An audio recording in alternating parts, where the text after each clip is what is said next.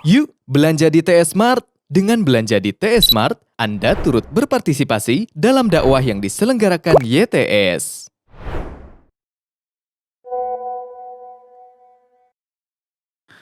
Bismillahirrahmanirrahim. Alhamdulillahirabbil alamin.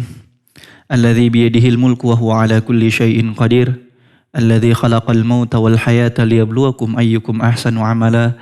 Asyhadu an la ilaha illallah wahdahu la syarikalah. Wa asyhadu anna Muhammadan abduhu wa rasuluhu la nabiyya ba'dah. Alhamdulillah. Segala puji bagi Allah yang memberikan banyak nikmat. Sehingga pada pagi yang indah ini Allah Subhanahu wa taala mengumpulkan kita ya untuk sama-sama mengkaji sirah Rasulullah sallallahu alaihi wasallam. Semoga kita bisa menteladani kisah-kisah yang akan kita pelajari pada pagi hari ini. Salawat serta salam mari kita panjatkan kepada Nabi Muhammad sallallahu alaihi wasallam, juga kepada seluruh keluarganya, seluruh istri-istrinya tanpa terkecuali, dan seluruh sahabatnya tanpa terkecuali. Semoga kita semua dikumpulkan bersama mereka di dalam surga Firdaus. Amin ya rabbal alamin. Hadirin pendengar dimanapun Anda berada, pada pertemuan kemarin kita telah membahas bagaimana orang-orang seantero Arab, kabilah-kabilah dari seluruh penjuru Arab berkumpul untuk membabat habis Rasulullah sallallahu alaihi wasallam, membumi hanguskan Rasulullah sallallahu alaihi wasallam di Madinah. Maka berkumpullah kabilah-kabilah yang sangat banyak. Ya, belasan bahkan puluhan. Di antaranya ada kabilah Quraisy, Kinanah, Ghatafan, ya, di antaranya ada Fazarah, Murrah, Ashja, Banu Sulaim, Banu Asad, kemudian Banu Nadir, ya, yang merupakan provokatornya. Ya, kemudian juga ada Banu Quraidah, orang-orang Yahudi yang ada di Madinah. Maka kemudian Rasulullah sallallahu alaihi wasallam ya berkat pertolongan Allah Subhanahu wa taala kemudian mengirimkan anginnya untuk menghancurkan kemah-kemah kaum musyrikin yang mengepung kaum muslimin. Jundun min junudillah, ya, di antara tentara-tentara Allah, yaitu tentaranya yang berupa angin.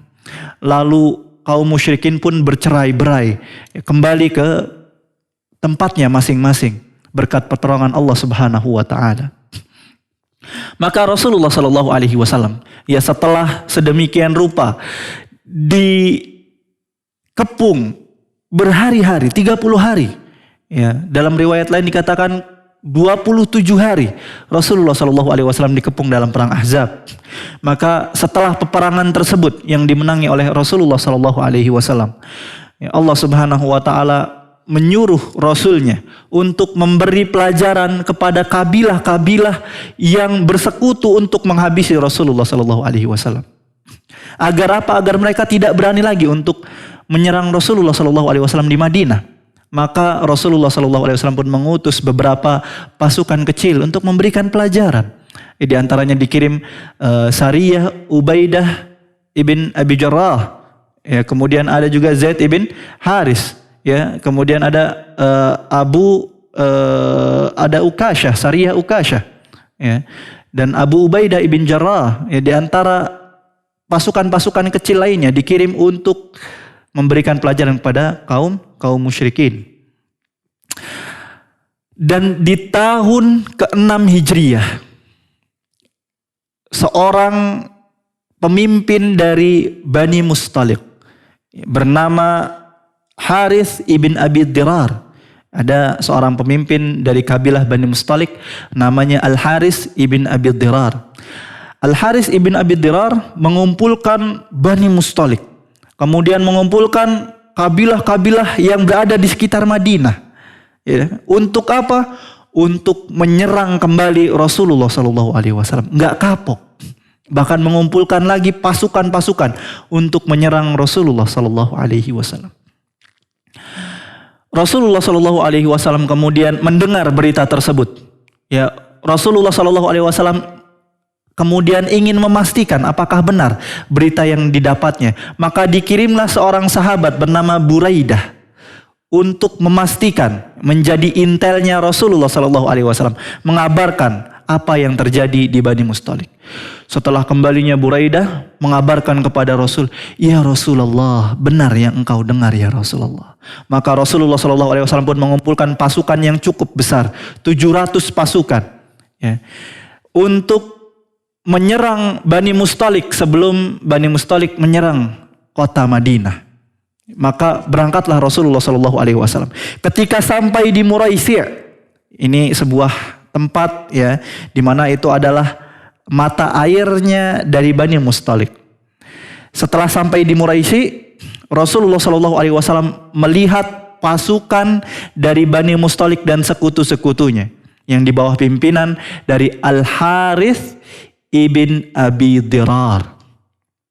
Maka Rasulullah SAW pun memutuskan untuk melakukan serangan dadakan, ya, sehingga dengan serangan tersebut, ya, Bani Mustalik pun akhirnya kabur, akhirnya tercerai-berai, akhirnya ketakutan, ya, berlari orang-orang dari Bani Mustalik, ya, sehingga terbunuh orang-orang yang terbunuh, ya, sangat banyak yang terbunuh. Sedangkan dari kaum muslimin hanya 1 orang yang terbunuh, itu pun karena kesalahan dari panahnya kaum muslimin. Jadi ada kesalahan kaum muslimin melemparkan panahnya kemudian mengenai muslim yang lainnya. Itu satu-satunya pasukan yang terbunuh di perang Bani Mustalik. Ya. Maka setelah peperangan tersebut Rasulullah SAW kemudian menawan orang-orang dari Bani Mustalik, dari keluarga Bani Mustalik. Diriwayatkan ada 100 orang yang kemudian menjadi tahanan, ya, Rasulullah SAW dan kaum muslimin dari perang Bani Mustalik tersebut. Ya, begitu juga ada beberapa onta dan kambing dari Bani Mustalik. Di antara orang-orang yang ditahan dari Bani Mustalik itu ada Juwairiyah bintul Harith. Juwairiyah bintul Harith. Juwairiyah tatkala ditahan, Juwairiyah ini seorang yang cerdas. Maka Juwairiyah kemudian mendatangi Rasulullah SAW, ingin meminta pertolongan dari Rasulullah SAW, ya, untuk dibebaskan, ya, karena Juwairiyah ini adalah anak dari pimpinan perang yang memusuhi Rasulullah SAW. Anaknya Haris ibn Abi Dirar mempunyai anak bernama Juwairiyah. Juwairiyah kemudian mendatangi Rasulullah SAW, meminta agar Rasulullah SAW menebus uang tebusan, ya, dari kaum untuk membebaskan Juwairiyah dari kaum muslimin. Ya, maka dibebaskan oleh Rasulullah SAW dan Allah kemudian menyuruh Rasulnya untuk menikahi Juwairiyah. Maka dinikahilah Juwairiyah binti Haris oleh Rasulullah SAW. Maka menjadi ummul mukminin. Ya, dan ada hikmah kenapa Rasulullah SAW kemudian menikahi Juwairiyah. Ya, di antara hikmahnya adalah seperti yang dikisahkan oleh Syekh Sofiyur Rahman Al-Mubarakfuri dalam kitabnya Ar-Rahiqul Makhtum. Apa kata Syekh Sofiyur Rahman Al-Mubarakfuri? Di antara hikmah yang ada dari pernikahan Rasulullah SAW dengan Juwairiyah adalah tatkala Rasulullah SAW menikahi Juwairiyah, maka kaum muslimin yang menahan kurang lebih 100 dari Bani Mustalik, kemudian mereka mengatakan, "Asharu Rasulillah." Mereka ini adalah sepupu-sepupunya Rasulullah SAW. Mereka ini adalah keluarga dari istrinya Rasulullah SAW. Mana mungkin, ya, kita menahan keluarga dari istrinya Rasulullah SAW. Kenapa? Karena Rasul menikahi Juwairiyah. Ya, maka dibebaskanlah oleh kaum muslimin seluruh tahanan yang dimiliki, yang ditahan oleh kaum muslimin berjumlah 100 orang. Allahu Akbar, ini keberkahan yang luar biasa bagi Juwairiyah. Ya, bahkan setelah dibebaskannya orang-orang Bani Mustalik yang sebelumnya mereka adalah kaum yang memerangi Rasulullah Sallallahu Alaihi Wasallam, ingin menghancurkan Rasulullah Sallallahu Alaihi Wasallam di Madinah. 100 orang yang dibebaskan tersebut kemudian berbondong-bondong masuk Islam. Ya, karena akhlak dan karena keteladanan yang dilihat dari Rasulullah Sallallahu Alaihi Wasallam, keberkahan yang besar dari Juwairiyah binti Al Harith, ya, radhiyallahu anha ummul mukminin. Rasulullah Sallallahu Alaihi Wasallam kemudian setelah selesai perang Bani Mustaliq, ya, yang awalnya ingin menghancurkan Madinah bersama sekutu-sekutunya. Kemudian Rasulullah Shallallahu Alaihi Wasallam berhenti sejenak. Rasulullah Shallallahu Alaihi Wasallam kemudian beristirahat, ya, di sekitar tempat Al-Muraisi tadi, hingga akhirnya terjadi sebuah peristiwa. Ya, seorang dari muhajirin, ya, bernama Jahjah Al-Ghifari, kemudian tiba-tiba mempunyai sebuah permasalahan, ya, dengan seorang Ansor, ya, bernama Sinan. Jadi ada Sinan, kemudian ada Jahjah Al-Ghifari. Yang satu Sinan ini Ansor, Jahjah ini seorang muhajirin. Ada permasalahan, ya, berebut air, karena air itu kalau di Timur Tengah itu sebuah sangat berharga. Paling berharga itu air, ya, karena kalau nggak ada air udah habis mereka. Mereka berebut air, ya, hingga akhirnya mereka adu jotos, ya. Kemudian Sinan, ya, yang kalah dari Jahjah, ya, karena terpukul gitu, ya, terpukul, kemudian jatuh Sinan, kemudian mengatakan ya lal ansor, ya lal ansor, ya, memanggil orang-orang Ansor karena Sinan dari Ansor. Orang-orang Ansor, bantu aku wahai orang-orang Ansor, minta tolong dari orang-orang Ansor. Kemudian Jahjah nggak mau kalah, kemudian mengatakan ya lal muhajirin, wahai orang-orang muhajirin, bantu aku orang-orang muhajirin. Hingga akhirnya bertemu orang-orang Ansor dan muhajirin, hingga hampir terjadi adu jotos antara orang-orang muhajirin dan Ansor, ya, hampir saling pukul karena muhajirin dan Ansar, hingga akhirnya Rasulullah Shallallahu Alaihi Wasallam melerai ke mereka, ya. Kemudian Rasulullah Shallallahu Alaihi Wasallam mendamaikan orang-orang Ansar dan orang-orang muhajirin, ya. Abi da'wal jahiliyah wa ana baina azhurikum. Apakah kalian berperang karena masalah-masalah jahiliyah, karena kalian ta'assub, yang satu ta'assub dengan Ansor, yang satu ta'assub dengan muhajirin, ya. Orang munafik di bawah pimpinan Abdullah ibn Ubay ibn Salul, ya, kita udah jelaskan, ya, ACP, ya, bagaimana mereka orang-orang munafik ini punya andil yang besar, ya, di perang Uhud, ya. Pulang lagi di tengah perjalanan gitu, ya, udah bertemu, kemudian mereka tiba-tiba pulang dari perang Uhud membawa 300 pasukannya. Begitu juga di perang Tabuk, ya. Ini ada kesempatan untuk memecah belah kaum muslimin, tidak disia-siakan. Abdullah bin Ubay bin Salul mendengar berita itu tersenyum kecut. Abdullah ibn Ubay, kesempatan emas ini.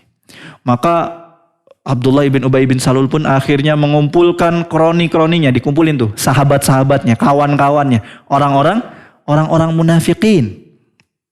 Kemudian mulai mengobarkan perpecahan, ya, antara orang-orang Ansar dan muhajirin. Apa kata Abdullah bin Ubay bin Salul? Ya, wallahi, ya, inna masalahum, sesungguhnya permisalan mereka ini seperti yang dikatakan oleh orang-orang terdahulu dari kita. Apa permisalan mereka? Samin kalbaka yakulka. Ini pepatah Arab, ya. Apa artinya?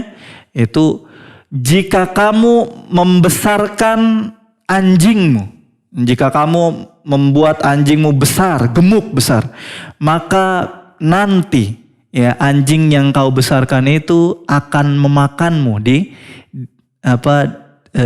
waktu yang lain, gitu, ya. Jadi di sini ada sebuah perumpamaan yang sangat keji. Siapa yang dimaksud anjing di situ ACP? Yang dimaksud adalah orang-orang muhajirin.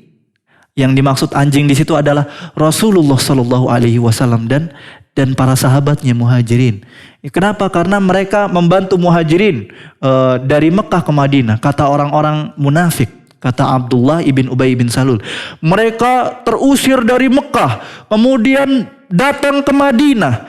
Kita kasih makan, kita beri bantuan, ya, kita besarkan mereka. Seperti anjing yang kita besarkan. Nanti ketika mereka besar, mereka mendapatkan kekuatan, mereka yang akan kurang ajar ke kita. Kurang ajar tuh orang-orang muhajirin. Masa mereka berani mukulin orang-orang Ansor? Bayangkan. Kejinya Abdullah ibn Ubay ibn Salul.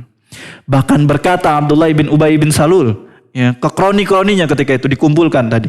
Kemudian berkata, wallahi la in raja'na ilal madinati la yukhrijannal a'azzu minhal adhal. Demi Allah, kata Abdullah ibn Ubay ibn Salul, kalau nanti kita sampai ke Madinah, kita orang-orang yang kuat akan kita keluarkan orang-orang yang lemah dari kota Madinah. Siapa yang dimaksud ACP?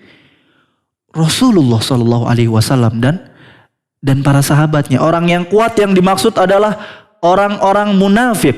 Ya, yang dimaksud adalah orang-orang munafik. Kemudian kita akan mengusir orang-orang yang lemah, yaitu Rasulullah Shallallahu Alaihi Wasallam dan para sahabatnya. Allahu Akbar. Ternyata di antara orang-orang yang berkumpul, ya, di majelisnya, di pengikutnya Abdullah ibn Ubay ibn Salul, ada seorang anak kecil, bocah, ya, baru beranjak dewasa, masih ABG. Namanya Zaid ibn Arqam.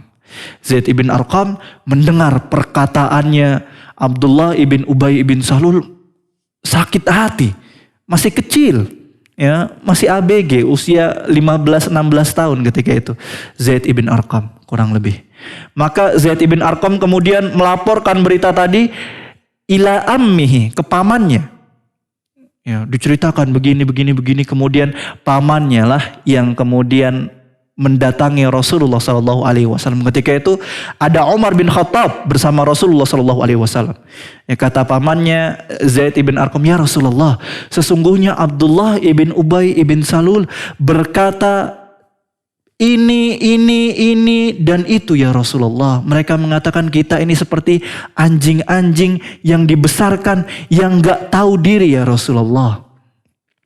Maka apa kata Umar bin Khattab yang ada di sebelah Rasulullah Sallallahu Alaihi Wasallam? Umar bin Khattab seorang yang tegas kemudian berkata, ya Rasulullah, meminta izin kepada Rasulullah Sallallahu Alaihi Wasallam. Ya Rasulullah, da'ni adribu unuqah. Ya Rasulullah, biarkan aku, izinkan aku untuk memenggal kepalanya ya Rasulullah. Munafik ya Rasulullah, dia munafik ya Rasulullah. Apa kata Rasulullah Sallallahu Alaihi Wasallam? La ya Umar, la yatahaddatsun nas, ya, anna Rasulullah Sallallahu Alaihi Wasallam yaqtulu ashabah. Jangan engkau bunuh Abdullah ibn Ubay bin Salul ya Umar. Ya, jangan sampai nanti tersebar berita hoax, ya, bahwa Rasulullah Sallallahu Alaihi Wasallam membunuh sahabatnya. Kenapa? Karena casingnya sahabat, casingnya Muslim. Musuh-musuh nggak tahu kalau dia munafik. Ya, kenapa? Karena casingnya Muslim. Dan ini berbahaya, memang susah. Menghadapi orang munafik kayak gini susah. Kalau kita habiskan, maka orang-orang akan mengatakan, Masya Allah, Rasulullah Shallallahu Alaihi Wasallam membunuh sahabatnya, ya, tapi dibiarkan juga menusuk dari belakang. Ini orang-orang munafik sangat berbahaya. Maka semakin berkembangnya perpecahan, ya, Rasulullah Shallallahu Alaihi Wasallam mendengar terjadi perpecahan yang cukup mengkhawatirkan antara Ansor dan Muhajirin. Ya, akhirnya Rasulullah Shallallahu Alaihi Wasallam kemudian memutuskan untuk segera pulang dari Muraisiyah, ya, dari perang Bani Mustalik tadi menuju Madinah. Cepat-cepat Rasulullah Shallallahu Alaihi Wasallam pulang dari Muraisi ke Madinah. Biar apa? Biar tersibukkan kaum muslimin. Ya, dikatakan oleh para mu'arrikhin, ya para ahli tarikh bahwa Rasulullah SAW kemudian melakukan perjalanan yang sangat melelahkan bersama kaum muslimin. Ya, tidak pernah kaum muslimin melakukan perjalanan yang sangat melelahkan. Kenapa? Karena baru berhenti sebentar, sholat, makan, berangkat lagi. Ya, dari pagi sampai sore berjalan, ya istirahat cuma untuk sholat dan makan, habis itu berangkat lagi. Malam istirahat sebentar, malamnya berangkat lagi sampai subuh. Rasulullah SAW dan para sahabat. Biar apa? Biar nggak ada satupun yang bisa menyebarkan hoax ya di tengah-tengah kaum muslimin. Karena kalau orang udah capek kira-kira masih mau ngobrol-ngobrol nggak gitu? Nggak ada waktu, ya istirahat sebentar, udah dipakai buatin udahlah ini buat tiduran lah gitu ya. Nggak ada waktu lagi ngopi-ngopi gitu ya sama teman-temannya ngobrol, nggak ada waktu lagi. Ini hikmah dari keputusan Rasulullah SAW. Abdullah ibn Ubay bin Salul merasa ada yang aneh. Ini kenapa tiba-tiba Rasulullah SAW cepat-cepat pulang gitu ya, dan perjalanannya pun berasa tergesa-gesa Rasulullah SAW. Padahal pasukannya besar ketika itu. Maka Abdullah mengira jangan-jangan berita ana ngobrol itu ketahuan sampai ke Rasulullah SAW. Ya, ternyata benar. Ya, beritanya sampai ke Rasul, maka Abdullah bin Ubay bin Salul mendatangi Rasulullah SAW. Ya Rasulullah, wallahi, demi Allah, kata munafik tadi. Ma qultuha ya Rasulullah, demi Allah aku tidak berkata apapun yang engkau dengar ya Rasulullah. Wa ma kallamtu wala takallamtu bihi, dan demi Allah aku tidak mengatakan perkataan-perkataan tersebut sedikit pun ya Rasulullah. Bersumpah. Munafik tadi bersumpah atas nama Allah Subhanahu wa taala. Karena mereka tidak takut. Ya, mereka tidak takut Allah Subhanahu wa taala, sehingga mereka bermain-main atas nama Allah Subhanahu wa taala. Maka orang-orang munafik yang bersama mereka berkata, benar ya Rasulullah, tidak mungkin Abdullah ibn Ubay ini mengatakan demikian. Ya, itu bocah yang lapor ke kamu itu ya Rasulullah, Zaid bin Arqam itu bisa jadi dia salah tangkap. Ya, otaknya belum sampai. Ya, nggak paham yang kita bicarakan, gitu ya, sehingga dia mengira bahwa kita mengolok-ngolokmu ya Rasulullah. Demi Allah, ya sesungguhnya Abdullah ibn Ubay ini tidak mungkin mengatakan hal demikian ya Rasulullah. Ini orang-orang munafik di sekitar situ. Ya, hingga akhirnya yang terpojok siapa? Yang terpojok bocah kecil tadi, Zaid bin Arqam terpojok. Ya, orang-orang munafik kemudian mencecar Zaid ibn Arqam. Ya, hingga akhirnya Zaid ibn Arqam pun sangat sedih.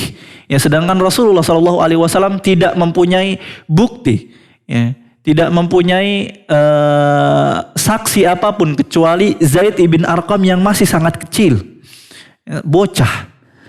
Hingga akhirnya Allah Subhanahu wa taala menurunkan surat Al-Munafiqun. Ya, turunlah surat Al-Munafiqun ketika itu.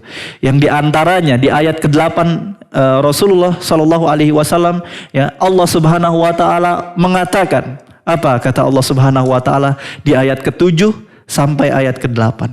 Allah Subhanahu wa taala berfirman, humul ladzina yaquluna la tunfiqu ala man inda rasulillahi hatta yanfaddu walillahi khazainus samawati wal ard walakinnal munafiqina la yafqahun yaquluna la irja'na ilal madinati la yukhrijannal a'azzu minhal adhal walillahil izzatu walirasulihi walil mu'minin walakinnal munafiqina la ya'lamun. Allah Subhanahu wa taala membenarkan Zaid ibn Arqam, membebaskan seluruh tuduhan-tuduhan orang-orang munafik. Allah berfirman, dan mereka ini orang-orang munafik berkata, seandainya kami pulang ke Madinah, akan kami keluarkan orang-orang yang lemah. Rasulullah Shallallahu Alaihi Wasallam dan para sahabatnya dari kaum muhajirin yang dimaksud oleh orang-orang munafik ini. Sesungguhnya kami orang-orang yang kuat, al-a'az. Kami akan usir orang-orang yang lemah dari Madinah. Apa kata Allah Subhanahu wa taala? Walillahil izzah. Padahal kekuatan itu adalah milik Allah Subhanahu wa taala. Yang kuat itu, yang maha kuat itu Allah Subhanahu wa taala dan Rasulnya dan para kaum muslimin. Tetapi orang-orang munafik tidak mengetahui. Maka Rasulullah Shallallahu Alaihi Wasallam pun memanggil bocah tadi, ya Zaid, ya. Innallaha qad sadaqak. Sesungguhnya Allah telah membenarkan seluruh perkataanmu wahai Zaid. Maka bahagialah Zaid yang sebelumnya terpojok, yang sebelumnya murung karena dicecar oleh orang-orang seluruh Madinah.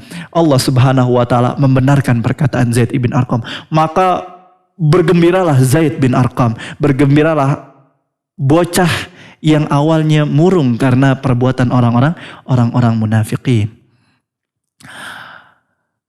Dan di tengah perjalanan dari Al-Muraisi ke Madinah ada peristiwa yang sangat berbahaya. Rasulullah Shallallahu Alaihi Wasallam sebelumnya setiap kali hendak pergi menuju Bani Mustalik, menuju sebuah peperangan, ya apapun peperangan, ataupun hendak melakukan perjalanan jauh. Ini diantara sunnah Rasulullah SAW. Rasul mengadakan undian. Ya, istri Rasul banyak. Maka Rasulullah SAW ketika hendak keluar rumah untuk melakukan perjalanan panjang, ya dimasukkan nama-nama istrinya ya ke dalam satu tempat, kemudian diundi. Ya. Nama yang keluar dari undian tersebut, nah itulah yang akan menemani Rasulullah SAW untuk melakukan perjalanan. Dan di perjalanan perang Bani Mustalik ini yang keluar adalah namanya Aisyah radhiyallahu anha. Ya maka Rasulullah SAW pun kemudian menaikkan Aisyah ya ke sebuah onta, ya kemudian yang di atas onta tersebut sudah disediakan ada namanya saung gitu ya. Jadi bahasa Arabnya haudaj. Jadi haudaj ini tenda ya, yang dibuat agar menutupi seluruh bagian agar orang yang di dalam atas di atas onta tersebut nggak kelihatan dari luar. Ya, maka Aisyah pun naik onta tersebut. Sedangkan Rasulullah SAW di mana? Apakah Rasul bersama Aisyah? Enggak. Rasul naik ontanya sendiri. Ya, ontanya Rasul namanya apa? Namanya Qaswa. Rasul menaiki ontanya yang bernama Qaswa, sedangkan istrinya naik onta di belakangnya, kemudian ditutup dengan sebuah tenda tadi ya, untuk menutupi istri-istri Rasulullah Sallallahu Alaihi Wasallam. Di tengah perjalanan pulang, ya, ketika istirahat, ya, dan memang istirahatnya ini sebentar-sebentar karena tadi kita bahas bahwa Rasulullah Sallallahu Alaihi Wasallam ini tergesa-gesa pulang dari Muraisi. Maka Aisyah ya, ketika berhenti kafilah kaum muslimin, kemudian Aisyah keluar dari haudajnya, dari tendanya karena ingin buang hajat. Dan Aisyah kalau buang hajat itu pergi jauh dari keramaian. Nah ini yang baik, ini sunnah. Ya, kenapa? Karena kalau seorang buang hajat itu ya sunnahnya yang pertama tidak terlihat jauh sampai tidak terlihat orang-orang. Yang pertama, yang kedua tidak tercium aromanya. Ya, baunya nggak kecium ya, Cepia ini yang sunnah, yang baik demikian. Ya, maka kalau kita mohon maaf, ya, punten, kalau setelah kita buang air maka sebisa mungkin kita pakai wangi-wangian, mungkin kita pakai sabun gitu ya, atau yang lainnya agar tidak tercium gitu baunya. Jangan sampai orang kemudian masuk WC, Masya Allah gitu ya baunya. Masya Allah. Ini sunnah-sunnah yang diajarkan oleh Rasulullah SAW agar tidak tercium. Kemudian yang ketiga juga agar tidak terdengar iramanya, ringtone-nya gitu ya. Jangan sampai bunyi, ya gitulah ya, repepet dan lain-lain ya. Itu adalah sunnah yang juga dilakukan oleh Aisyah radhiyallahu anha. Maka jauh Aisyah radhiyallahu anha ya untuk tidak terlihat, tidak terdengar dan tidak tercium. Ya, maka Aisyah pun berjalan cukup jauh. Kemudian setelah selesai buang hajat, Aisyah kemudian kembali menuju tendanya. Setelah sampai di tenda, ternyata Aisyah merasa, aina qiladati, aina aqdi, mana kalungku?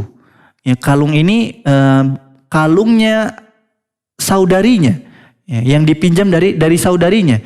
Maka Aisyah kaget, ternyata kalungnya ketinggalan. Ya, bisa jadi ketinggalan di tempat dia buang hajat. Ya, maka Aisyah pun langsung buru-buru keluar dari tenda, ya, buru-buru untuk mencari kiladahnya, kalungnya di tempat dia buang hajat. Nah, kaum muslimin, ya, prajurit kaum muslimin yang bertugas untuk menaikkan tendanya Aisyah ya ke atas ontanya, karena tendanya diturunkan terlebih dahulu, ya, kemudian habis itu dinaikkan ke onta lagi, ya, ontanya duduk kemudian dinaikkan tenda tersebut ke atas onta. Mereka tidak tahu kalau Aisyah ternyata keluar lagi. Mereka taunya Aisyah sudah masuk, ya, karena Aisyah terburu-buru ketika itu. Ya, sedangkan kaum muslimin kecapean ketika itu, yang nggak ada waktu, pokoknya istirahat, yang nggak ada kaum muslimin yang melihat ketika itu. Ternyata Rasulullah SAW telah menyuruh untuk pergi, ayo kita pergi lagi, istirahat sebentar ya, kemudian pergi lagi kaum muslimin. Maka orang-orang yang bertugas untuk mengangkat haudaj, tendanya Aisyah tadi, kemudian diangkat.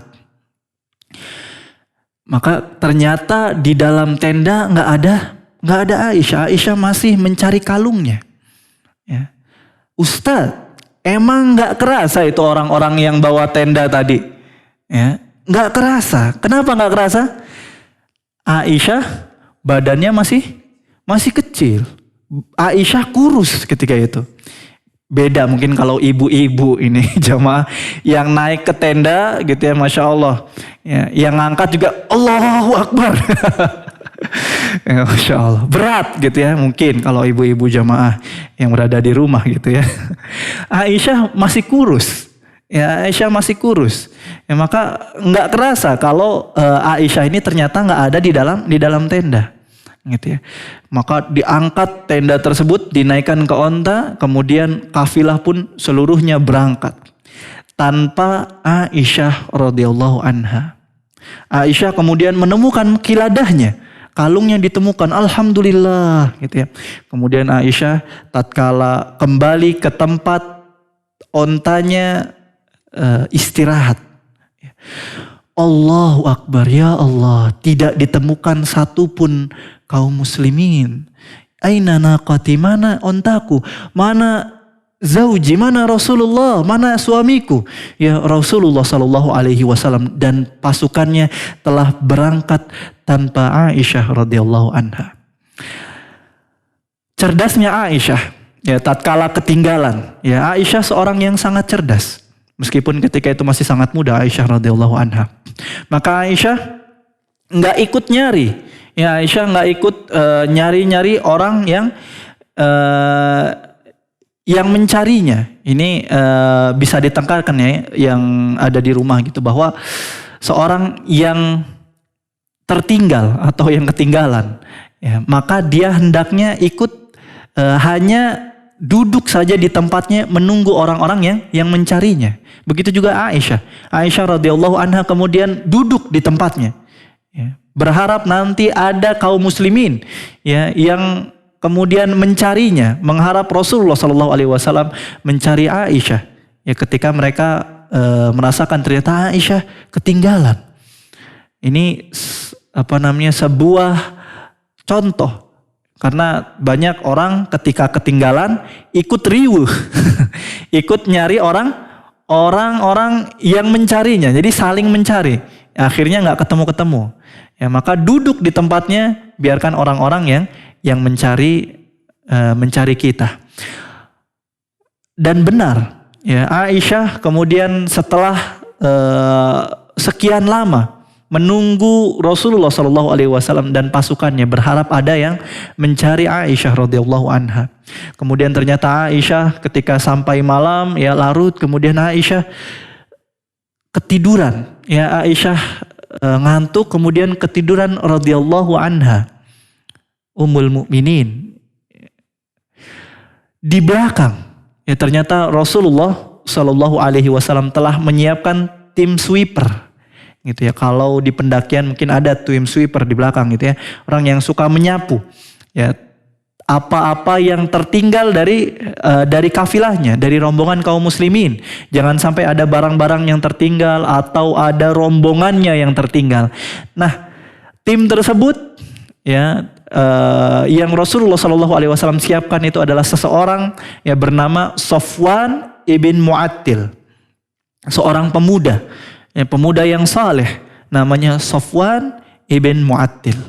Safwan ibn Mu'attil ya tatkala kemudian beberapa saat sampai melewati tempatnya Aisyah radhiyallahu anha, melihat ada seorang wanita ya tertidur, kemudian dilihat pakaiannya, Safwan tahu ini pasti istrinya Rasulullah SAW. Spontan Safwan berkata, Inna lillah wa inna ilaihi raji'un, zaujatu Rasulillah.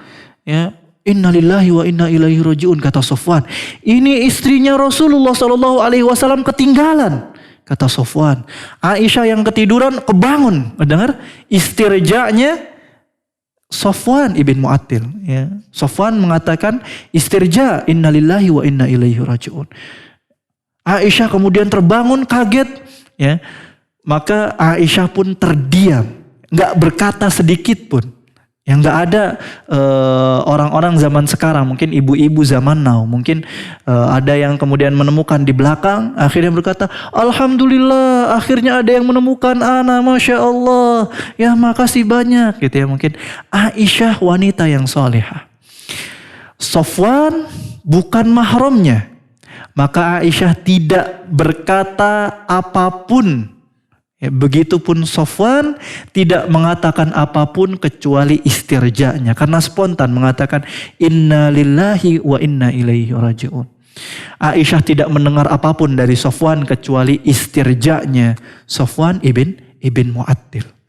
Kemudian Safwan ya yang membelakangi Aisyah, begitupun Aisyah membelakangi Safwan. Kemudian Safwan mendudukkan ontanya, ya mendekatkannya kepada Aisyah radhiyallahu anha. Kemudian Aisyah menaiki ontanya. Safwan membelakangi Aisyah. Safwan tidak melihat Aisyah naik ontanya. Ya. Setelah dirasakan Aisyah telah menaiki onta, maka Safwan pun kemudian maju. Ya cukup jauh, kemudian ditarik tali ontanya. Kemudian Safwan pun berjalan.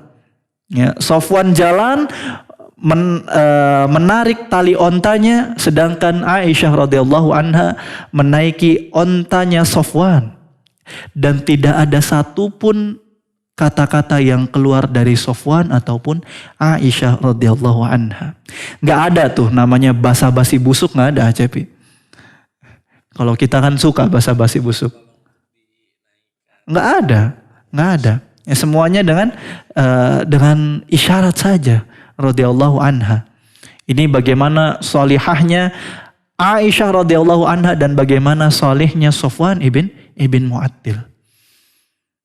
Tidak ada satupun basa-basi busuk yang terjadi di antara mereka. Nggak ada satupun kalimat yang diucapkan. Maka ketika Safwan ya kemudian sampai ke campnya kaum muslimin. Kaum muslimin ketika itu sedang beristirahat.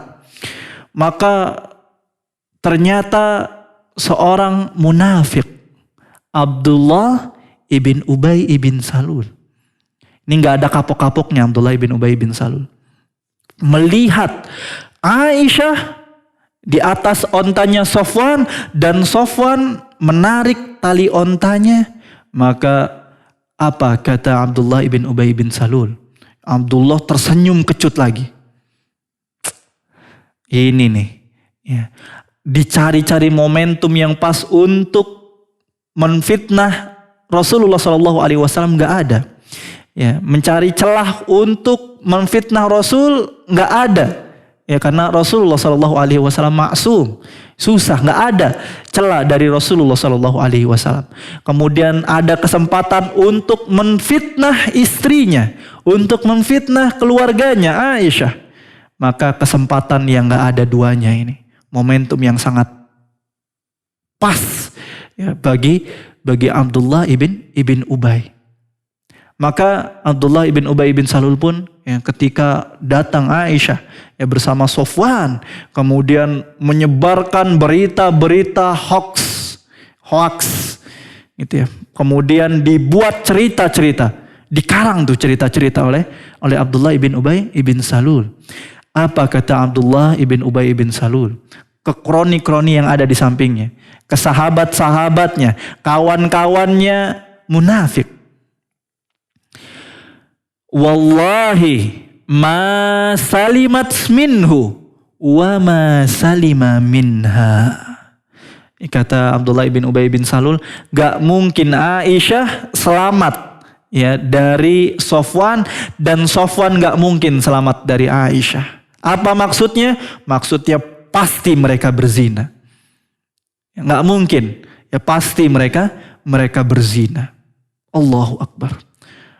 Ini kalau fitnah yang seperti ini kira-kira cepet nggak viralnya? Cepet nggak berkembangnya? Cepet. Ya, berita fitnah keji kayak gini pasti cepet berkembang. Ya, apalagi ini menyangkut keluarganya Rasulullah Sallallahu Alaihi Wasallam. Maka orang-orang munafik, ya, kawan-kawannya Abdullah ibn Ubay ibn Salul, ya, maka mereka pun menyebarkan gosip-gosip tersebut kepada kaum muslimin. Hingga tidak berselang ya, kemudian seluruh kota Madinah mengetahui berita keji tentang Aisyah radhiyallahu anha.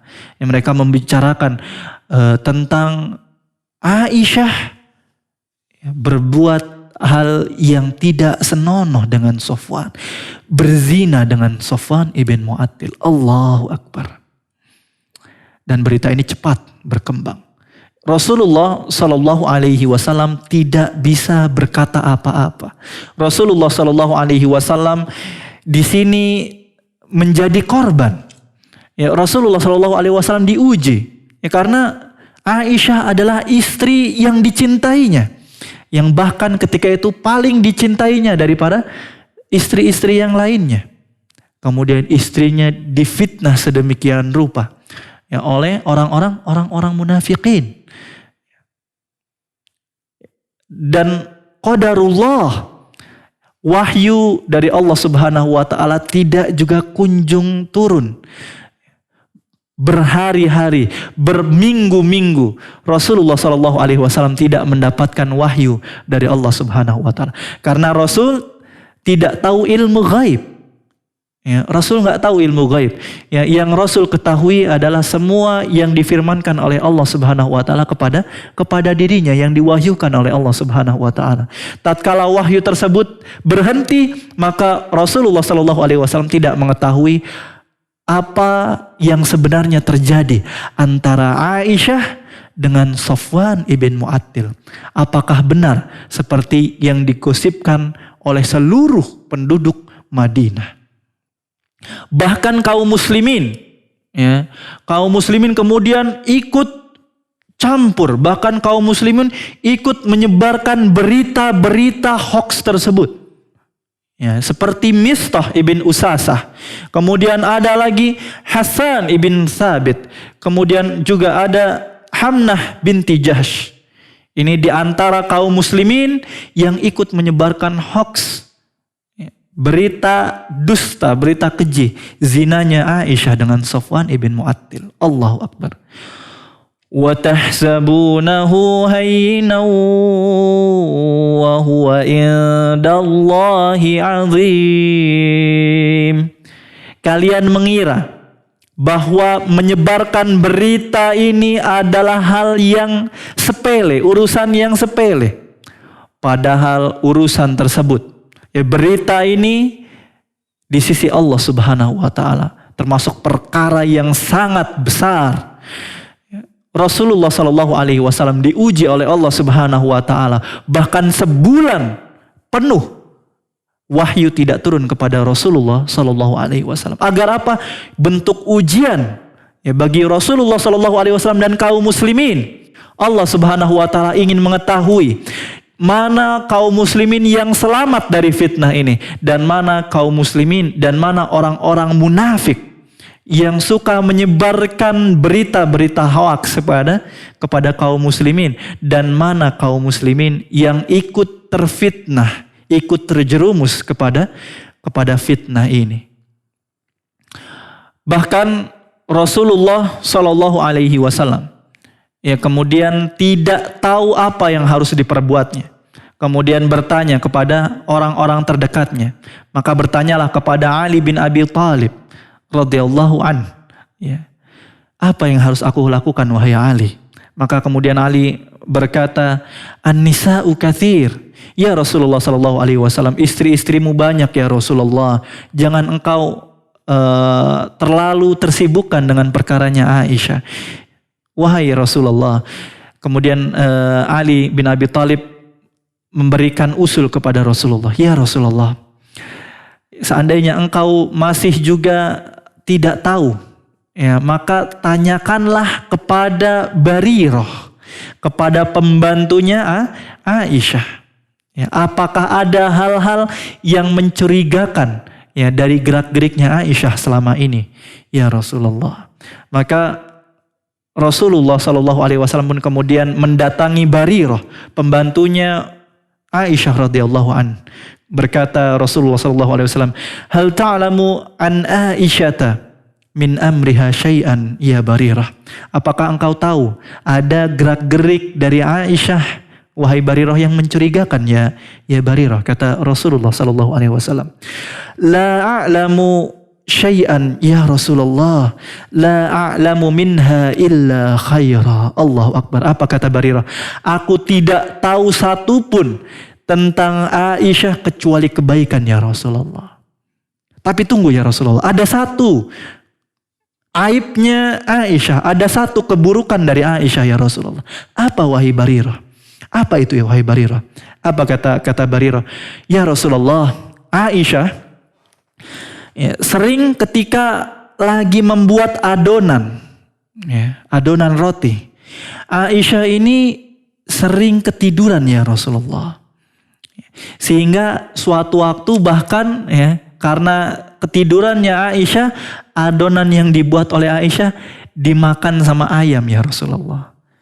Itu satu-satunya aib yang aku ketahui tentang Aisyah. Aku tidak mengetahui satupun aib tentang Aisyah kecuali hal tersebut ya Rasulullah. Allahu Akbar. At-tahirah, wanita yang suci. Kalau ibu-ibu di rumah kira-kira ditanya ya, suaminya nanya ke pembantunya di rumah, apa aib istriku? Allah, Masya Allah. Keluar semua aibnya gitu ya, Cepi ya.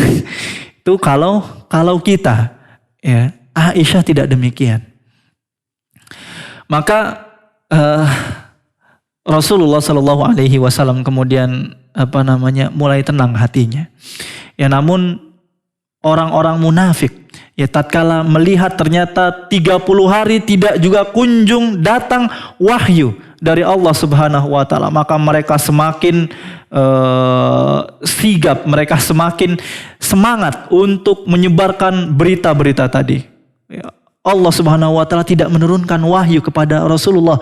Allah telah meninggalkan Rasulnya, maka disebarkan itu berita, semakin semangat ya. Terlebih Abdullah ibn Ubay ibn Salul. Bagaimana dengan Aisyah? Adapun Aisyah radhiyallahu anha, fama raja'at illa wa maridat syahran. Ya, Aisyah tatkala baru pulang dari Bani Mustalik, sebulan penuh Aisyah kemudian sakit radhiyallahu anha. Maka Aisyah sebulan enggak keluar dari rumahnya radhiyallahu anha. Maka Aisyah, Allahu Akbar, tidak tahu sedikit pun berita yang terjadi, yang tersebar di kota Madinah.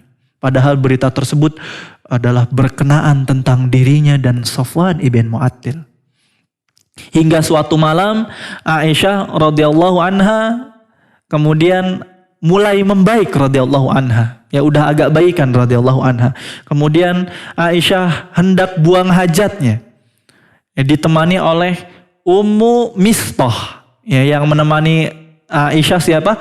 Ummu Mistah.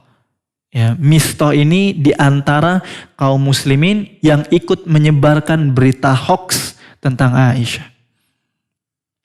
Maka setelah menemani Aisyah radhiyallahu anha ketika pulang, ya, ketika hendak pulang dari buang hajat, Ummu Mistah tiba-tiba kesandung, jatuhlah Ummu Mistah.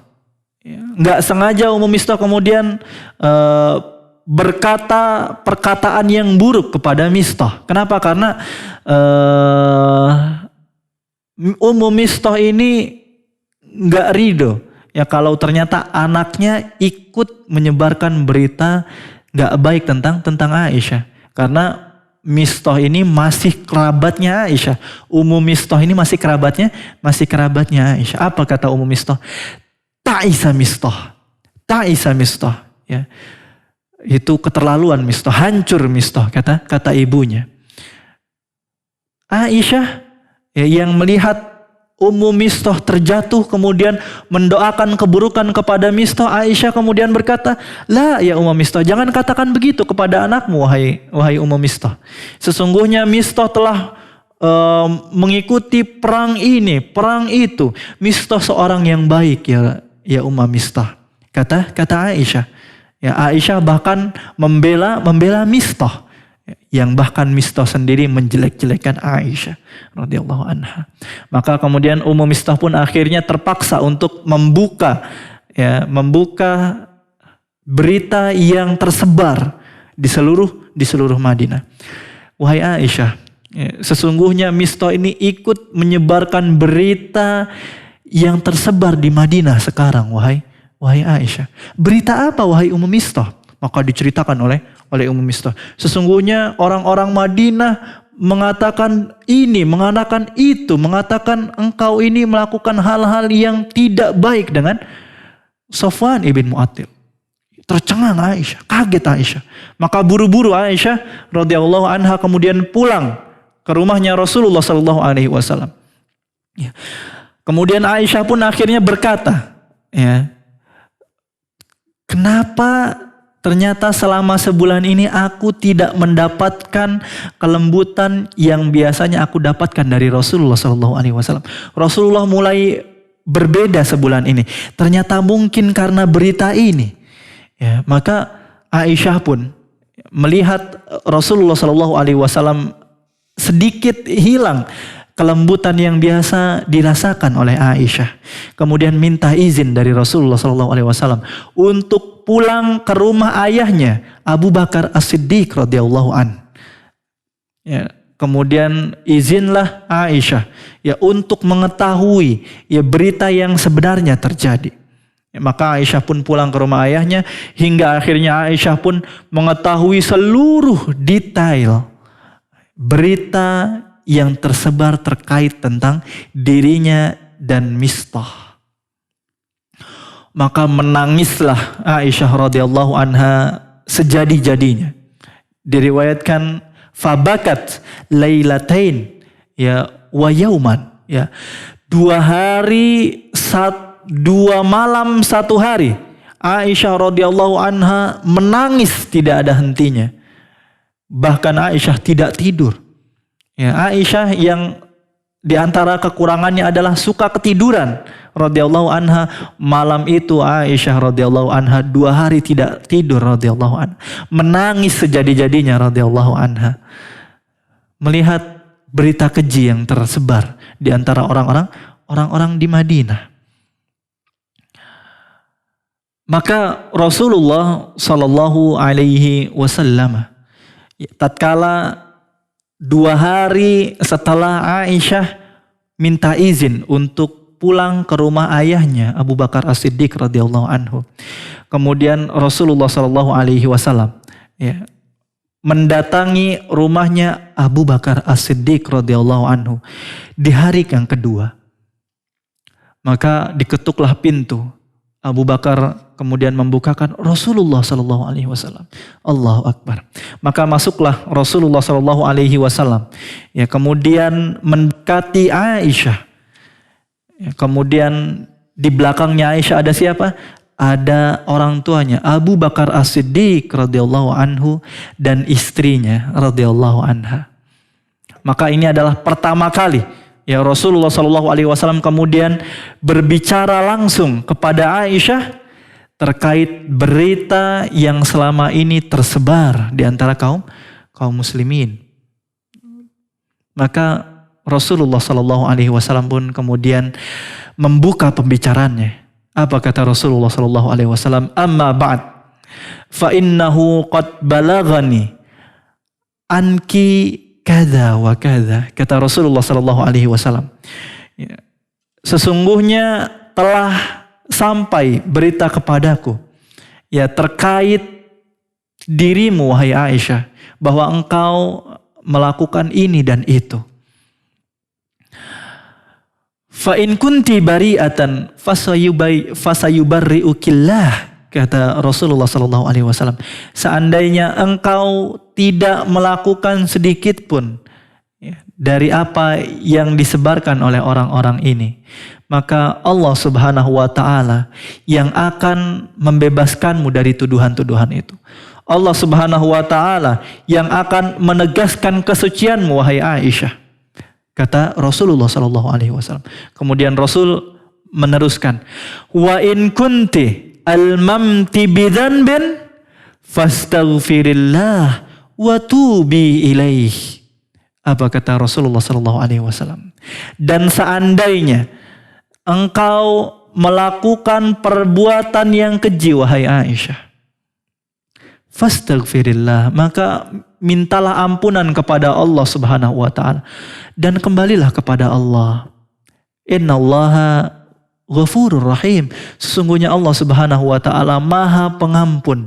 Sesungguhnya Allah Subhanahu wa taala apabila seorang hamba melakukan kesalahan, kemudian dia mengakui kesalahan tersebut, kemudian dia meminta ampun kepada Allah Subhanahu wa taala dan kembali kepada Allah, maka Allah Subhanahu wa taala akan mengampuni seluruh dosa-dosanya.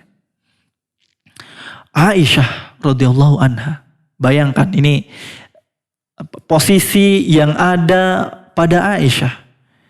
Kira-kira ibu-ibu kalau ada di posisinya Aisyah, kira-kira ibu-ibu ikut sedih atau enggak? Mungkin udah nangis darah ibu-ibu. Maka Aisyah mendengar perkataan Rasulullah sallallahu alaihi wasallam, seketika berhenti tangisannya. Seketika air matanya kering radhiyallahu anha. Maka kemudian radhiyallahu anha meminta kepada ayahnya, "Ya abi, ajib Rasulullah." Wahai ayahku, jawablah perkataannya Rasulullah. Apa kata Abu Bakar As-Siddiq? Madza aqulu li Rasulillah? Apa yang harus aku katakan kepada Rasulullah wahai anakku? Aku gak bisa berkata apa-apa ke Rasulullah wahai anakku. Kemudian Aisyah menengok ke ibunya yang ada di belakang. Ya ummah, ajibi an Rasulillah, jawablah perkataan Rasulullah. Engkau tahu aku ini seorang yang suci ya Ummah. Jawablah Rasulullah sallallahu alaihi wasallam. Apa kata ibunya? Madza aqulu li Rasulillah sallallahu alaihi wasallam. Apa yang harus aku katakan kepada Rasulullah? Aku tidak bisa berkata apa-apa wahai anakku. Maka apa kata Aisyah radhiyallahu anha? Kemudian Aisyah radhiyallahu anha berkata, "Wallahi ma ajidu li walakum mathalan illa qaula Aba Yusuf." Demi Allah, ya aku tidak bisa berkata apa-apa kecuali apa yang seperti dikatakan oleh ayahnya Yusuf. Siapa ayahnya Yusuf? Ya'qub alaihi salam. Ya'qub alaihi salam, ya tatkala kehilangan Yusuf, ya kemudian anak-anaknya membuat cerita-cerita palsu tentang kematiannya Yusuf. Apa kata Ya'qub alaihi salam? Ya'qub kemudian berkata, "Fasabrun jamil, wallahul musta'anu ala ma tasifun." Fasabrun jamil, wallahul musta'anu ala ma tasifun. Aisyah berkata, maka sikapku tidak lain adalah aku hanya bisa melakukan kesabaran yang indah atas apa yang engkau katakan, atas apa yang kalian katakan, ya, atas apa yang dikatakan oleh orang-orang penduduk Madinah atas diriku dan Safwan ibn Mu'attil. Allahu Akbar. Kemudian Aisyah setelah mengatakan fasabrun jamil, wallahul musta'anu ala ma tasifun, kemudian beranjak dari Rasulullah sallallahu alaihi wasallam. Adapun Rasulullah sallallahu alaihi wasallam, kemudian tiba-tiba Rasulullah sallallahu alaihi wasallam berkeringat. Ketika itu malam hari, hawanya dingin. Namun Rasulullah sallallahu alaihi wasallam tiba-tiba berkeringat. Rasulullah sallallahu alaihi wasallam merasakan hal yang berat. Apa? Wahyu turun ketika itu juga. Abu Bakar As-Siddiq radhiyallahu anhu, istrinya, kemudian menunggu apa wahyu yang turun kepada Rasulullah sallallahu alaihi wasallam. Berdoa kepada Allah semoga yang turun adalah penegasan dari Allah Subhanahu wa taala atas kesucian anaknya. Maka Abu Bakar dan istrinya menunggu Rasulullah sallallahu alaihi wasallam hingga tatkala Rasulullah sallallahu alaihi wasallam selesai mendapatkan wahyu. Ya, karena di antara bentuk turunnya wahyu, Rasulullah sallallahu alaihi wasallam merasakan suatu hal yang berat, kemudian menggigil Rasulullah sallallahu alaihi wasallam hingga bercucuran keringat jatuh dari tubuh Rasulullah sallallahu alaihi wasallam. Maka tatkala selesai wahyu tersebut turun, Rasulullah sallallahu alaihi wasallam kemudian tersenyum, kemudian tertawa, kemudian memanggil Aisyah, "Ya Aisyah, fa innallaha qad barra'aki." Wahai Aisyah, absyiri. Ya, berikanlah kabar gembira wahai Aisyah. Ya, sesungguhnya aku memberikan kabar gembira wahai Aisyah. Sesungguhnya Allah Subhanahu wa taala telah menegaskan tentang kesucianmu wahai Aisyah. Allahu Akbar. Ketika itu juga wahyu turun 10 ayat, ya, dari surat An-Nur. Ya, surat cahaya. Cahaya apa? Cahaya yang kemudian mensucikan, menerangi bahwa sesungguhnya Aisyah radhiyallahu anha adalah benar-benar seorang yang suci. Maka ibunda Aisyah kemudian berkata kepada Aisyah, "Ya Aisyah, qumi ilaihi ya Aisyah." Wahai Aisyah, ya, kata ibundanya Aisyah, beranjaklah, ya, peluklah Rasulullah, datangilah Rasulullah, ya, bersyukurlah kepada Rasulullah wahai Aisyah. Kata ibunda Aisyah, apa kata Aisyah radhiyallahu anha? "Wallahi la aqumu ilaihi wa la ahmadu illallah ta'ala." Demi Allah, aku tidak akan mendatangi Rasulullah sallallahu alaihi wasallam dan aku tidak akan memuji kecuali Allah Subhanahu wa taala. Allahu Akbar. Allahu Akbar. Aisyah radhiyallahu anha kemudian ditegaskan kesuciannya oleh Allah Subhanahu wa taala. Aisyah tidak mengira bahwa Allah Subhanahu wa taala menurunkan 10 ayat yang dimulai dari ayat ke-11 dari surat Nur sampai nanti ayat ke-20 dari surat An-Nur. 10 ayat diturunkan khusus untuk menegaskan kesucian Aisyah radhiyallahu anha. Allahu Akbar. Apa kata Allah Subhanahu wa taala? Innal ladzina ja'u bil ifki usbatum minkum la tahsabuhu syarran lakum bal huwa khairul lakum. Allah Subhanahu wa taala berfirman, sungguh orang-orang yang menyebarkan berita dusta ini tidak lain adalah orang-orang yang masih dari golongan kalian. Apa kata Allah Subhanahu wa taala? La tahsabuhu syarral lakum. Jangan kalian kira berita ini, kejadian yang sebulan penuh, kekacauan, kemudian kegundahan, kemudian awan yang menyelimuti kota Madinah sebulan penuh. Berita keji yang menyelimuti Madinah sebulan penuh ini adalah sebuah hal yang buruk bagi kalian. Kata Allah Subhanahu wa taala, bal huwa khairul lakum. Bahkan kejadian ini, peristiwa ini adalah kebaikan yang besar bagi kalian. Karena setiap musibah yang menimpa kaum muslimin pada hakikatnya itu adalah kebaikan. Karena seorang mukmin seluruh perkaranya adalah baik. Apabila dia mendapatkan kebaikan, kemudian fasyakar, maka dia akan bersyukur kepada Allah Subhanahu wa taala. Ini mukmin sejati. Mukmin sejati tatkala mendapatkan kenikmatan, maka dia bersyukur atas nikmat itu. Fakana khairan lahu, maka itu sangat baik bagi dirinya.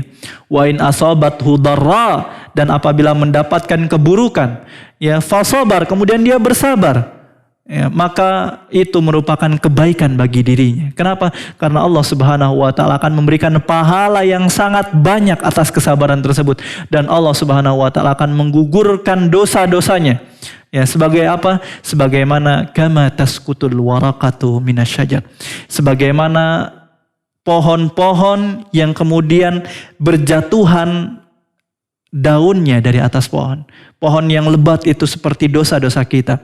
Apabila kita sabar atas ujian-ujian yang Allah berikan, maka Allah Subhanahu wa taala akan merontokkan dosa-dosa kita sebagaimana daun-daun jatuh rontok dari pohonnya. Kemudian Allah Subhanahu wa taala akan mengangkat derajat kita sehingga kita semakin dekat kepada Allah Subhanahu wa taala. Begitu juga ada banyak hikmah yang bisa kita ambil dari kejadian hadisul ifk yang menimpa Aisyah radhiyallahu anha dan juga menimpa Rasulullah sallallahu alaihi wasallam. Karena Aisyah adalah istri yang dicintai Rasulullah sallallahu alaihi wasallam, maka tatkala fitnah ini jatuh kepada Aisyah, Rasulullah sallallahu alaihi wasallam pun diuji di situ. Dan di antara hikmah yang bisa diambil dari peristiwa hadis ifki ini, seperti yang dikatakan oleh para ulama dalam kitabnya. Apa hikmah-hikmah yang bisa diambil? Hikmah-hikmah yang bisa diambil diantaranya adalah hikmah yang pertama, bahwa Allah Subhanahu wa taala ingin memberikan pahala yang besar bagi kaum mukminin. Allah Subhanahu wa taala ingin memberikan pahala yang besar bagi Aisyah, bagi Rasulullah sallallahu alaihi wasallam, dan bagi seluruh kaum mukminin yang terbebas dari fitnah hadisul ifk. Di antaranya ada Abu Ayyub Al-Ansari. Karena kaum muslimin yang ada di Madinah, sebagiannya kemudian menolak, kemudian menganggap bahwa hadis ini, bahwa perkataan-perkataan yang bohong terkait Aisyah semuanya adalah dusta, semuanya adalah buhtanun azim. isu-isu yang dibuat oleh munafikin. Ya, di antara orang yang mengatakan demikian adalah Abu Ayyub Al-Ansari. Lihat, tatkala istrinya pulang ke rumah kemudian berkata kepada Abu Ayyub Al-Ansari, "Wahai suamiku, apakah engkau mendengar berita tentang Aisyah?" Kata Ummu Ayyub, kata istrinya Abu Ayyub Al-Ansari. Apa kata Abu Ayyub Al-Ansari? "Iya, aku mendengar berita-berita tentang Aisyah. Dan aku yakin," kata Abu Ayyub Al-Ansari, "semua yang dikatakan tentang Aisyah ini adalah kedustaan yang besar. Aku tidak percaya sedikit pun ya atas berita-berita dusta yang dikatakan kepada Aisyah radhiyallahu anha." Kenapa kau bisa mengatakan demikian, wahai Abu Ayyub? Ya, kata istrinya. Apa kata Abu Ayyub? "Seandainya engkau, wahai Ummu Ayyub, berada di posisinya Aisyah, ya, engkau ketinggalan kafilah, ya, kemudian engkau ditemukan oleh Sofwan bin Mu'attil. Kira-kira kalau yang ketinggalan itu engkau," kata Abu Ayyub, "kira-kira mungkin gak kamu berbuat perbuatan zina dengan Sofwan ibn Mu'attil?" "Ma'adzallah, ya, gak mungkin. La wallahi, gak mungkin aku melakukan perbuatan keji itu, wahai suamiku. Ya, sesungguhnya aku takut Allah subhanahu wa ta'ala. Inni akhafullah." Maka apa kata Abu Ayyub? Ya, "Fa inna Aisyah khairun minki." Ya, dan Aisyah itu lebih baik dari kamu. Aisyah itu lebih solihah daripada kamu, wahai istriku. Maka aku yakin Aisyah tidak mungkin melakukan hal yang bahkan dirimu sendiri tidak mungkin melakukan hal tersebut. Maka Allah subhanahu wa ta'ala menurunkan pujian ya atas orang-orang kaum mukminin, ya, atas Abu Ayyub Al-Ansari, ya, yang kemudian melawan seluruh hoaks, ya, kemudian menolak seluruh hoaks yang beredar di kota Madinah. Maka Allah subhanahu wa ta'ala dalam ayat ini kemudian memberikan pujian yang sangat besar. Kemudian Allah subhanahu wa ta'ala menjanjikan pahala yang sangat besar bagi Abu Ayyub Al-Ansari, bagi seluruh kaum mukminin yang tidak terjerumus dalam hadithul ifki ini. Karena ini adalah hikmah yang Allah subhanahu wa ta'ala berikan. Kenapa Allah subhanahu wa ta'ala tidak langsung menurunkan wahyu, ya, berkenaan dengan Aisyah. Bahkan sebulan penuh baru kemudian wahyu turun. Ini hikmah yang pertama. Adapun hikmah yang kedua, Allah subhanahu wa ta'ala ingin memperlihatkan, ya, orang-orang munafikin yang berada di barisan kaum muslimin, agar kaum muslimin waspada, ya, akan kemunafikan orang-orang ini. Karena orang-orang munafikin ini mereka tidak puas, ya, mereka nggak kapok-kapoknya untuk menyebarkan berita-berita dusta. Mereka nggak ada kapok-kapoknya untuk memecah belah kaum muslimin, memecah belah antara Ansar dan Muhajirin, bahkan menuduh keluarga Rasulullah SAW melakukan perbuatan keji. Maka Allah subhanahu wa ta'ala ingin menguji, ingin memperlihatkan wajah-wajah orang munafikin, dan yang paling terlihat di sini tidak lain adalah Abdullah ibn Ubay ibn Salul. Allah subhanahu wa ta'ala kemudian menjanjikan siksaan yang besar kepada Abdullah ibn Ubay ibn Salul. Apa kata Allah subhanahu wa ta'ala? "Walladzi tawalla kibarahu minhum lahu adzabun alim."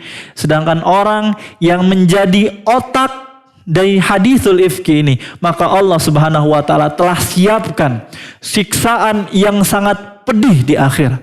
Bagi siapa? Bagi Abdullah ibn Ubay ibn Salul. Adapun kaum muslimin yang ikut terjerumus, ya, dalam hadithul ifki ini, Tadi sudah disebutkan ada 3 orang yang terjerumus dalam hadisul ifki ini. Ya, seperti Mistah ibn Usasah, kemudian ada Hasan ibn Thabit, kemudian ada Hamnah binti Jahsh. 3 orang ini kemudian Allah Subhanahu wa taala suruh Rasulullah sallallahu alaihi wasallam untuk mencambuknya samanina jaldah, dicambuk 80 kali. Ya. Adapun Abdullah ibn Ubay bin Salul apakah dicambuk? Rasulullah sallallahu alaihi wasallam tidak mencambuk Abdullah ibn Ubay ibn Salul. Padahal dia adalah otak dari hadithul ifk. Kenapa Rasulullah sallallahu alaihi wasallam tidak memberikan hukuman had bagi Abdullah bin Ubay bin Salul? Karena Allah Subhanahu wa taala lah yang berjanji untuk menghukum Abdullah bin Ubay bin Salul di akhirat nanti. Adapun orang-orang kaum muslimin yang ikut dicambuk ketika itu, maka Allah Subhanahu wa taala ingin menghapus dosa-dosanya, maka Allah Subhanahu wa taala memberikan hukuman cambuk. Karena hukuman had itu membersihkan pelakunya dari dosa. Ya, hukuman had ya, dengan taubatnya orang tersebut maka akan menghapuskan dosa-dosa dari orang-orang yang melakukan perbuatan keji tadi, menyebarkan hoax. Ya, ini adalah hikmah yang kedua. Allah Subhanahu wa taala ingin memperlihatkan wajah-wajah kaum munafikin dari orang-orang mukminin, agar kaum muslimin mengetahui seluruh borok dari orang-orang munafikin dan bersiap ya untuk menghadapi musuh-musuh dalam selimut. Adapun hikmah yang ketiga, Allah Subhanahu wa taala ingin menegaskan kesucian dari istri-istri Rasulullah sallallahu alaihi wasallam. Ya, khususnya dalam perkara ini adalah Aisyah. Allah Subhanahu wa taala ingin memberikan penegasan atas kesucian dari Aisyah radhiyallahu anha binti Abi Bakar. Bahwa Aisyah adalah at-tahirah, seorang yang suci, seorang yang terbebas dari seluruh tuduhan-tuduhan tersebut. Ini diantara 3 hikmah yang bisa kita ambil dari pelajaran hadithul ifk, yang sebagaimana disebutkan oleh para ulama. Maka kota Madinah pun ya setelah sebulan penuh berada dalam kekacauan, berada dalam hoax yang beredar, yang sangat keji, maka Allah Subhanahu wa taala kemudian membebaskan kota Madinah dari hoax tersebut. Allah sendirilah yang kemudian membenarkan Aisyah dan kemudian memberikan peringatan dan menyiapkan azab yang pedih bagi orang-orang munafikin yang telah membuat berita palsu tentang Aisyah. Adapun Abu Bakar As-Siddiq radhiyallahu anhu, ayahnya Aisyah, begitu senang melihat turunnya penegasan atas kesucian Aisyah. Namun ternyata melihat Mistah ibn Usasah, tadi kita telah sampaikan, Mistah ini termasuk yang ikut menyebarkan hoax. Maka hati-hati kaum muslimin. Ya, jangan sampai kita tatkala mendapatkan berita-berita, apalagi zaman sekarang. Ya, zaman sekarang ini jauh lebih cepat daripada zaman dulu. Ya, berita viral itu cepat berkembang. Dan tidak semua berita viral itu benar. Begitu banyak berita viral itu hoax. Sebagaimana yang terjadi, berita viral tentang Aisyah viral di Madinah. Di seluruh kaum muslimin, seluruh antero sekitar Madinah. Tapi ternyata berita itu palsu. Mistah ibn Usasah termasuk orang yang menyebarkan berita tadi. Dan Rasulullah SAW kemudian cambuk Mistah 80 cambukan.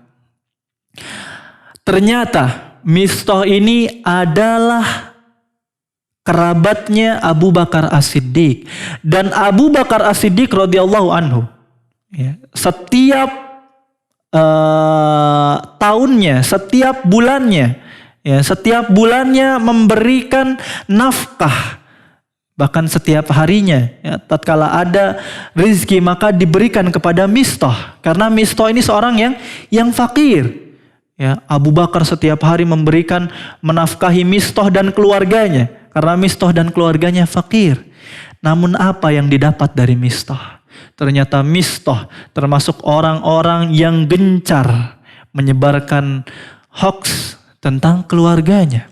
Marah Abu Bakar As-Siddiq radhiyallahu an. Bagaimana kita, posisi kita?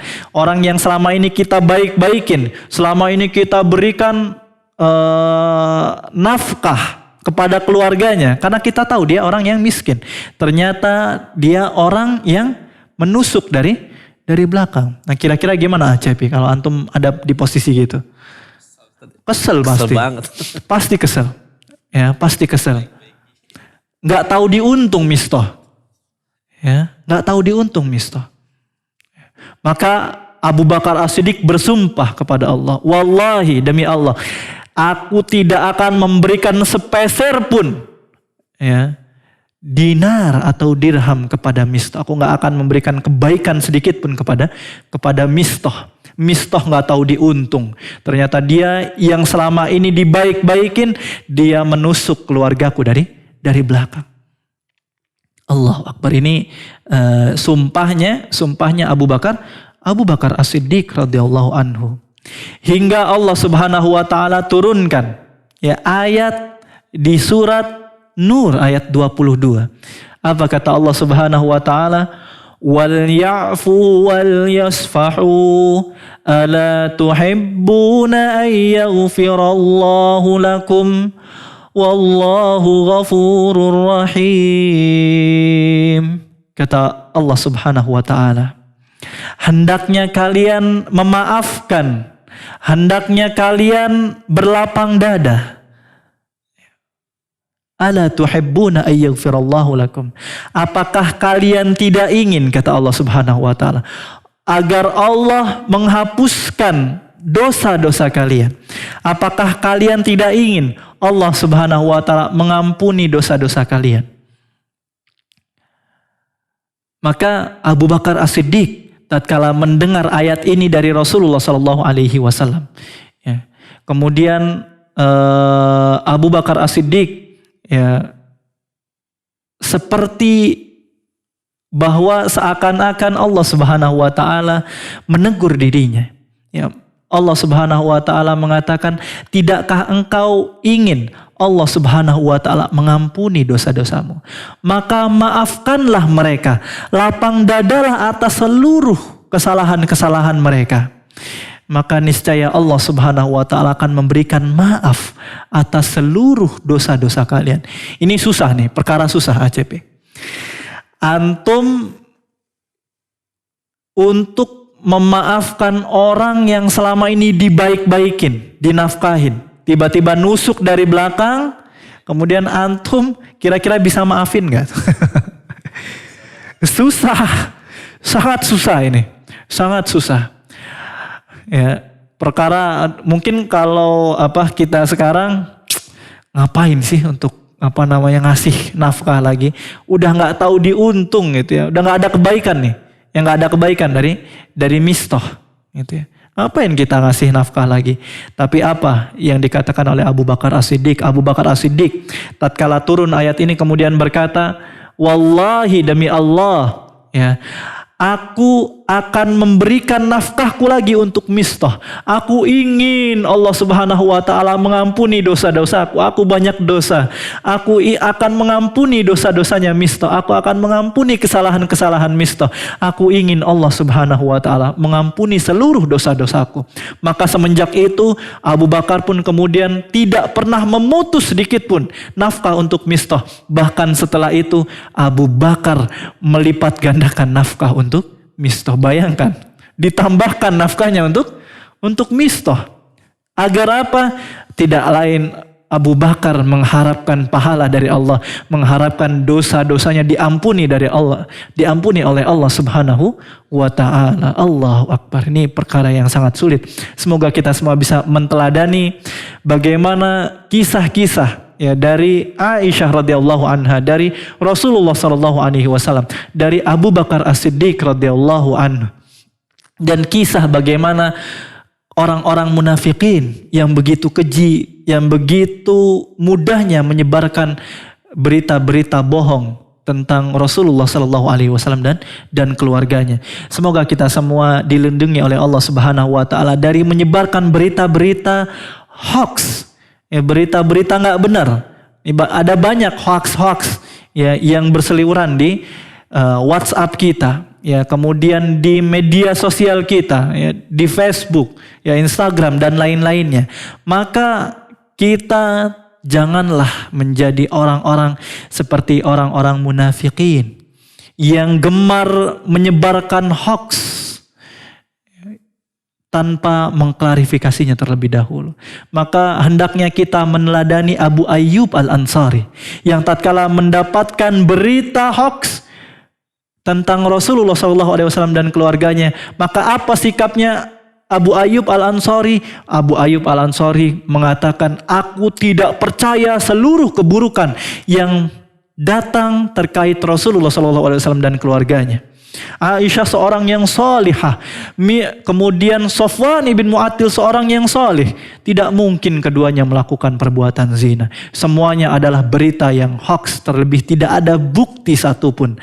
Maka hendaknya kita meneladani Abu Ayyub Al-Ansari, sehingga kita termasuk orang-orang yang selamat dari berita-berita hoax, sehingga Allah Subhanahu wa taala mengangkat derajat kita, sehingga Allah Subhanahu wa taala memberikan pahala yang besar atas kehati-hatian kita dalam menyebarkan berita-berita hoax. Mungkin ini yang bisa Ana sampaikan pada pagi hari ini. Semoga bermanfaat. Aqulu qouli hadza wa astaghfirullahal azim li wa lakum fastaghfiruh innahu huwal ghafurur rahim. Assalamualaikum warahmatullahi wabarakatuh. Waalaikumsalam warahmatullahi wabarakatuh. Syukran jazakallahu khairan kepada Ustaz Aziz Fatur Rahman LCMSI Hafizahullahu Ta'ala yang telah menyampaikan kisah dari kejadian difitnahnya Ummul Mukminin, yaitu Aisyah radhiyallahu anha oleh para kaum munafikin yang berada di tengah-tengah kaum muslimin pada zaman Rasulullah Sallallahu Alaihi Wasallam berada di kota Madinah. Ikhwatimah azanillahu wa iyyakum, kami persilakan bagi antum yang akan bertanya melalui line telepon di nomor 02286862637 atau bisa melalui pesan singkat ke nomor 081122711476. Baik, Ustaz, ada ini pertanyaannya mungkin tentang sedikit bergeser dari tema, tapi mudah-mudahan ini bisa bermanfaat untuk para pendengar nih Ustaz. Ada yang bertanya dari Ummu Anggi di Selacau, bagaimana boleh tidak Ustaz menamai anak dengan nama Ibnu Mubarak Birun? Artinya apa ya Ustaz? Dan ini mungkin secara umum nama yang baik itu, memberikan nama yang baik itu seperti apa Ustaz kepada anak-anak? Ibnu Mubarak Birun. Mubarak Birun. Ibnu Mubarak Birun. Mubarak Birun.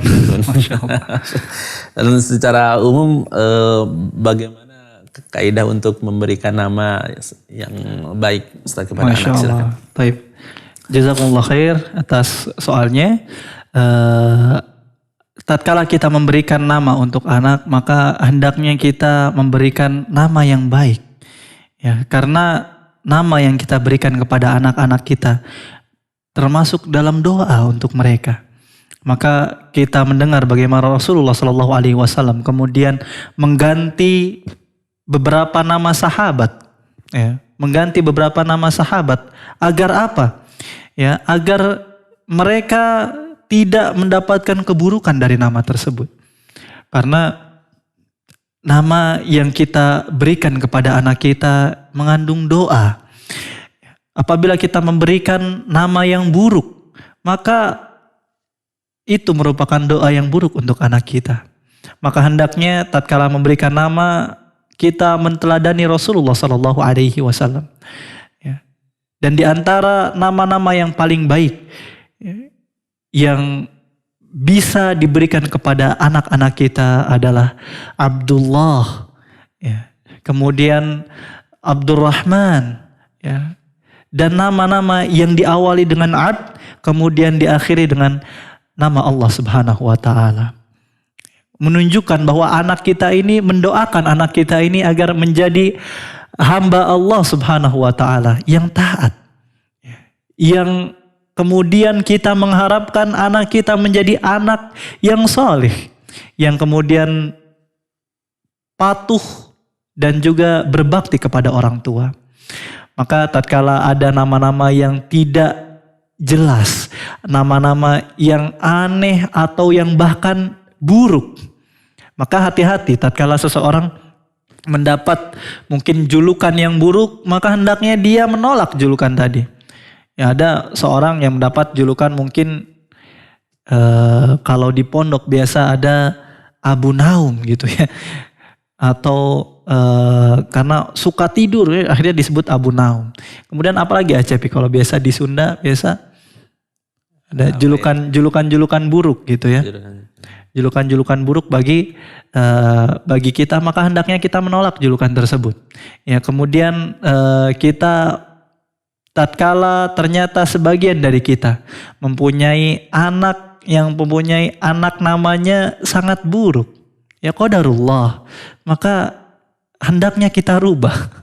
Karena sebagian kaum muslimin ya, ada yang kemudian tidak tahu bahasa Arab, ya, nggak tahu bahasa Arab, kemudian akhirnya ingin anaknya mempunyai nama yang agak ke Arab-Araban. Gitu ya, nama yang ada di Al-Quran, tapi dia nggak bisa bahasa Arab. Ya, sebagiannya ada punya anak kemudian kembar perempuan. Ya, yang pertama disebut sebagai khairul bariyah, sebaik-baiknya makhluk. Yang kedua akhirnya diberi nama syarrul bariyah, seburuk-buruknya nama. Maka hendaknya diganti. Ya, hendaknya diganti nama-nama yang demikian. Ya, mungkin dulu kita tatkala sebelum ngaji kita nggak tahu ya nama dari anak kita ini artinya apa. Kemudian kita pelajari sekarang. Ya, kita tanyakan apakah nama tersebut baik atau tidak. Atau ternyata nama anak kita nggak punya arti.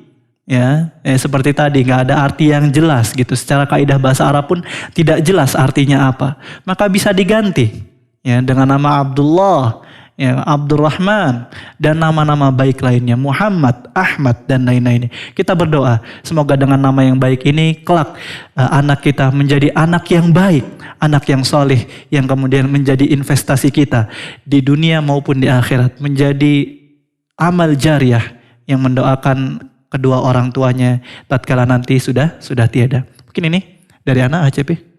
Artinya Ibnu Mubarak itu berarti anaknya Mubarak ya? Anaknya Mubarak. Biron tadi ya? Birun artinya bakti. Ya, tapi akhirnya di sini kalau secara kaidah bahasa Arab nggak jelas. Nggak jelas. Ibnul Mubarak Birun itu secara kaidah bahasa Arab tidak jelas artinya apa. Maka saran anak mungkin bisa dirubah dengan nama-nama yang baik. Ya, dengan nama-nama yang baik. Mungkin itu aja, Pi. Baik, ditutup aja, Ustaz. Cukup? Ya, cukup. Baik. Wassallallahu ala nabiyina Muhammadin wa ala alihi wa sahbihi ajmain. Kita tutup dengan doa kafaratul majlis. Subhanakallahumma wa bihamdika asyhadu an la ilaha illa anta astaghfiruka wa atubu ilaik. Wassalamualaikum warahmatullahi wabarakatuh.